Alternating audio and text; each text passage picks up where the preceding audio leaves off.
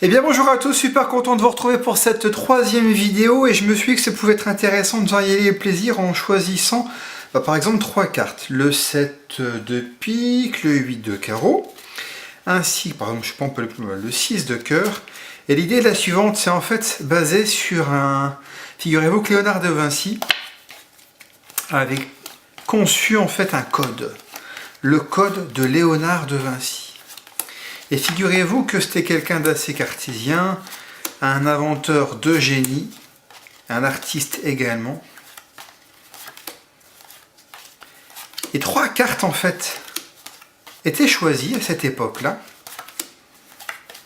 Et on s'amusait en fait à complètement mélanger les jeux comme ceci. Voilà, des cartes au-dessus, dessus, dessous, dessus, dessous, dessus, dessous. Bien sûr, apparaissaient peut-être les cartes choisies par les spectateurs.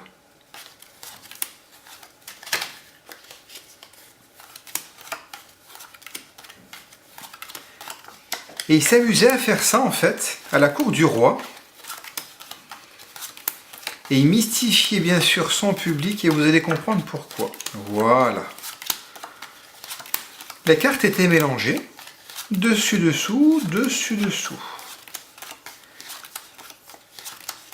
Et au grand miracle, lorsque le jeu était complètement épuisé, on pouvait s'apercevoir dessus et dessous.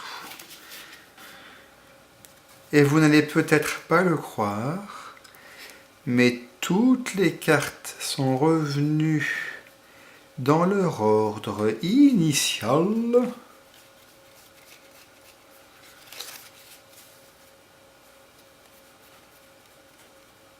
Nous avons les cœurs, les piques, les carreaux et les trèfles.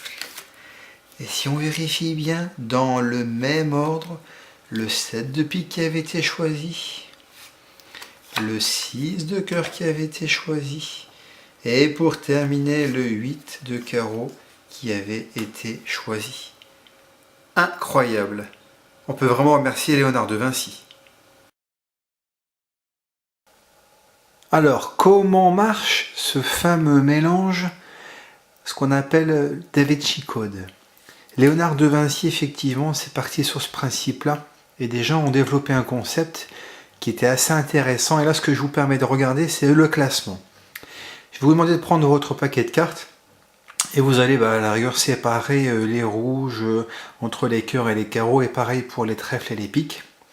Et une fois que vous serez prêt, mettez sur pause, et vous allez devoir faire ce classement que vous voyez là. La première carte, c'est le 7 de trèfle. La deuxième carte, c'est l'As de cœur. Ensuite, c'est l'As de carreau, le 2 de cœur, l'As de trèfle, le 3 de cœur, le 2 de carreau, le 4 de cœur, la Dame de trèfle, 5 de cœur, suivi du 3 de carreau, 6 de cœur, 2 de trèfle, 7 de cœur, 4 de carreau, 8 de cœur, 8 de trèfle, 9 de cœur, 5 de carreau, 10 de cœur, 3 de trèfle, valet de cœur, 6 de carreau, dame de cœur, valet de trèfle, roi de cœur, 7 de carreau, as de pique, 4 de trèfle, 2 de pique, suivi du 8 de carreau, 3 de pique, 9 de trèfle, 4 de pique, 9 de carreau, 5 de pique et 5 de trèfle, 6 de pique, 10 de carreau, 7 de pique, roi de trèfle, 8 de pique, valet de carreau, 9 de pique, 6 de trèfle, on y est bientôt, c'est bientôt la fin, 10 de pique, dame de carreau, valet de pique, 10 de trèfle, et pour terminer, la dame de pique, le roi de carreau et le roi de pique. Et si vous regardez bien un petit peu ce classement, il y a une particularité, c'est quand on regarde par exemple l'as de cœur, il y a une carte et ensuite c'est le 2 de cœur. Il y a une autre carte, ensuite c'est le 3 de cœur. Et il y a une autre carte, c'est le 4 de cœur, et ainsi de suite. Et c'est un petit peu pareil pour, si vous regardez la fin du paquet, il y a le roi de pique, une carte quelconque, qui n'en est pas une parce qu'elle est classée. Ensuite c'est la dame, ensuite il y a une carte quelconque, valet de pique, carte quelconque, etc.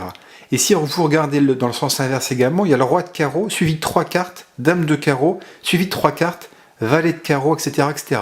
C'est un génialissime classement qui vous permet, à l'aide d'un choix complètement libre de 3 cartes, de 3 spectateurs différents, ou enfin après vous faites comme vous voulez, et ça vous permet automatiquement, lorsque vous faites ce petit mélange dessus-dessous, etc., d'obtenir le classement qui vous permettra automatiquement, c'est magique, ça se fait tout seul, d'avoir toutes les cartes reclassées dans l'ordre initial. Alors en fait, comment ça marche, le fameux code de Léonard de Vinci? C'est super sympa. Après avoir vu le présent classement de tout à l'heure, vous avez regardé un petit peu comment ça fonctionnait. Et en fait, vous demandez à une personne de désigner une carte. Par exemple, le 7 de pique, le 8 de carreau, le 6 de cœur. Et là, ce qui va se passer, donc vous retournez le paquet de cartes et vous lui demandez de mettre une carte dessous, dessus, sur la table, dessous, sur la table, dessous, sur la table, et jusqu'à l'épuisement en fait. Et vous allez subdiviser, je pense, de façon intelligente auprès des spectateurs. D'accord? Comme ils sont 3. C'est là où vous disiez, c'est là où vous pouvez parler effectivement, comme quoi avec Léonard de Vinci, c'était un inventeur de génie qui avait mis en place des concepts et des machines étonnantes.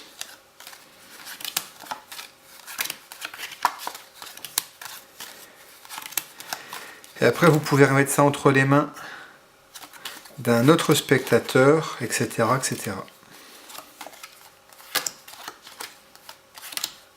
Dessous sur la table, dessous, dessus, dessous, dessus, dessous, dessus, dessous, dessus, etc., etc.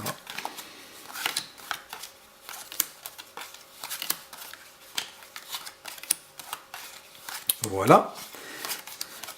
Là, les cartes sont passées. Et le classement est en train de s'opérer. Le code fonctionne à merveille. J'espère que les réglages sont au point pour chacun. C'est vraiment un superbe effet killer.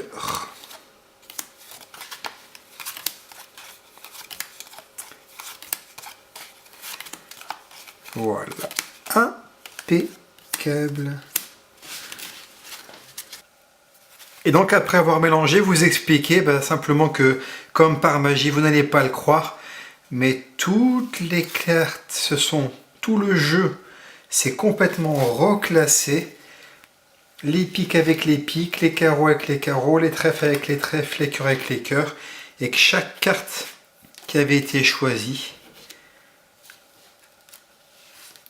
est en plus présente dans le classement face en bas.